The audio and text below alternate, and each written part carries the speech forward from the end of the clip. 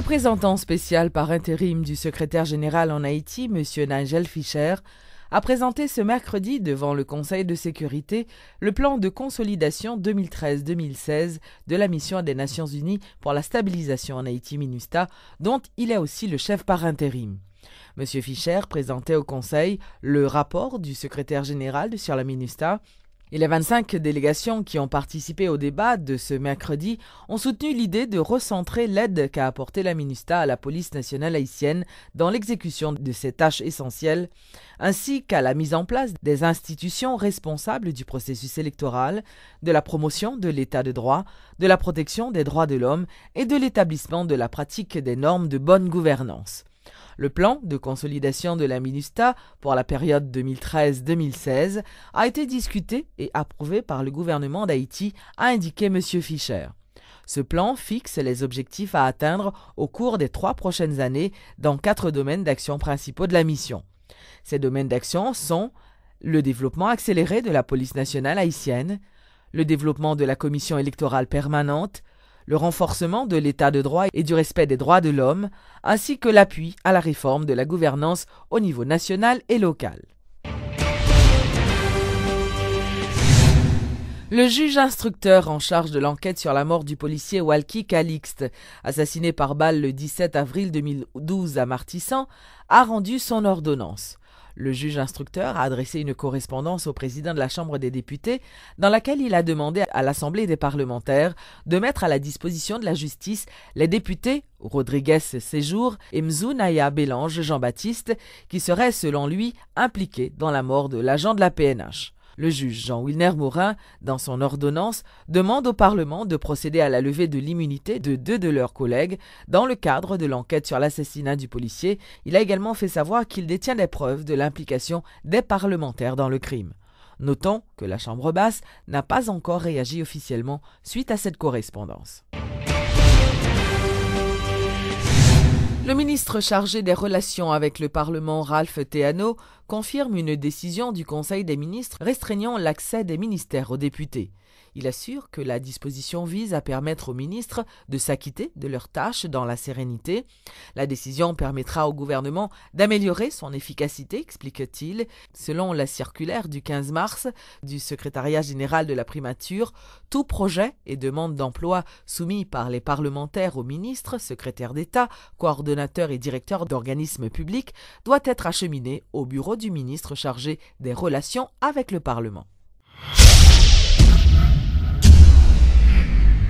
Le nouveau directeur général adjoint de l'OFATMA, Max Rudolph Saint-Albin, a effectué ce jeudi une visite dans le sud du pays afin de vérifier l'état d'avancement des travaux de construction de l'hôpital de ce département. La construction de ce centre hospitalier moderne coûtera plus de 3 millions de dollars américains et sera financée grâce à un don de Chine-Taïwan. L'hôpital ça que nous avons gardé derrière nous là, nos capacités de 50 lits, vraiment avec de grosses facilités techniques, côté déjà d'entrée de jeu, nous pas de consultation générale là-dedans, pas de service de chirurgie générale et service d'orthopédie. Pour nous commencer, à terme, à moyen terme, nous avons une maternité santé femme là-dedans, et puis derrière, nous avons une à long terme. C'est l'hôpital qui est financé par qui est offert par la République de Taïwan et qui est financé par eux-mêmes tout. Okay? Donc, nos mêmes contrats sont l'hôpital qui a promis nous clé en main. Moi là, un petit peu pour me garder concrètement qui ça qu'a fait pour moi, parce que son excellence Michel Joseph Martelly, t'es parlé avec la population Okaï. L'hôpital là, c'est pour mon Okaï, c'est pour le Grand Sud lié. Eh bien, et son hôpital de référence pour le Grand Sud de la pied.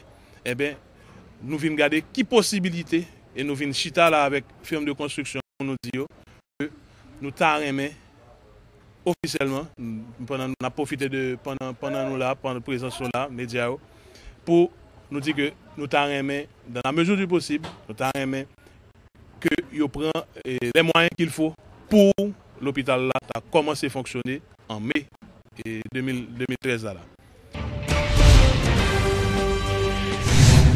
Une centaine de jeunes entrepreneurs haïtiens seront en exposition au parc historique de la canne à sucre à l'initiative de la Fondation Être Haïtien dans le cadre d'une foire entrepreneuriale qui se tiendra le samedi 23 mars autour du thème « Nous toutes Kafel ». Plus de 100 entrepreneurs, notamment des jeunes, participeront à cette foire commerciale où les produits artisanaux et agroalimentaires du pays seront exposés au grand public le samedi 23 mars au parc historique.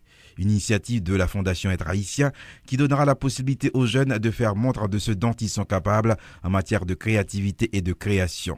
Daniela Nelson, âgée de 27 ans, est confectionneuse de sandales artisanales. Elle participera comme exposante à cette foire. Je suis capable de dire que j'ai à peu près 10 ans depuis que je fais travail. Avant, c'était radmonté qu'on fait, barrette. Étant donné que le temps a évolué, il faut un business pour essayer de pivoter dans tous les sens. Radio pas tellement marché, j'en ai besoin parce que c'est pour occasion. Yo fait yo mais sandales là sont pas marcher plus rapide, moi virer dans sandales.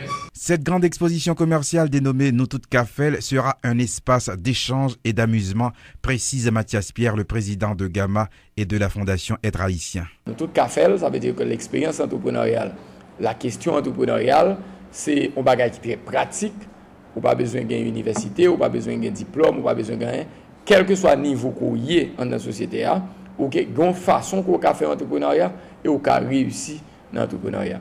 Intensifier l'esprit entrepreneurial chez les jeunes haïtiens et encourager la création des richesses dans le pays, c'est entre autres les objectifs fixés par les organisateurs de cette foire, dont le fonds servira à aider les jeunes entrepreneurs qui ont des difficultés à mettre sur pied une activité.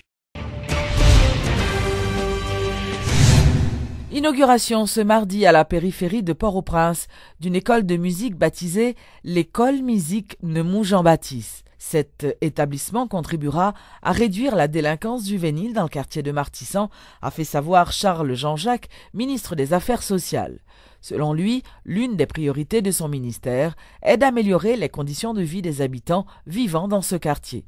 Il annonce également l'ouverture prochaine d'un restaurant communautaire dans cette même commune. Il y a 58 l'année, gros potorique garçon ça, le mot Jean-Baptiste, a créé un rythme compatirel. Un rythme modèle qui même étranger, jodi à exploiter. Tout jazz, qu'on a chita, sous compatirel. Et comme musique Zélandil, compare pour les temps avec l'éternité. Moi, vous voyez, un gros bravo pour Fondation Compatirel. Une initiative qui doit tirer parce que Compatirel est là pour toute génération. Dans nos gouvernements, dans nos populations matissantes, moi, je vois beaucoup de chapeaux par les peuples frères américains.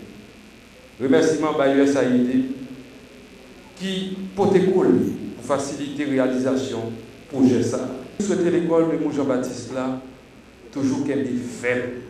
Et c'est un projet qui doit multiplier dans 4 points pays. L'événement aujourd'hui a une pile signification. Il permet à tout le monde d'être athlète. Qui ça Matissan capable de faire. D'ailleurs, tout le monde qui était contre Matissan, rappelez-vous très bien qui belle paillette, zone ça était contre paille. Eh bien, c'est comme ça que le gouvernement voulait Matissan tourner. C'est pour tout le monde ouais Matissan avec l'autre J. Il y a Matissan différent. Il y a Matissan côté petit monde, jeune monde, grand monde, à marcher la main dans la paix avec fraternité. On doit travailler ensemble pour payer la France.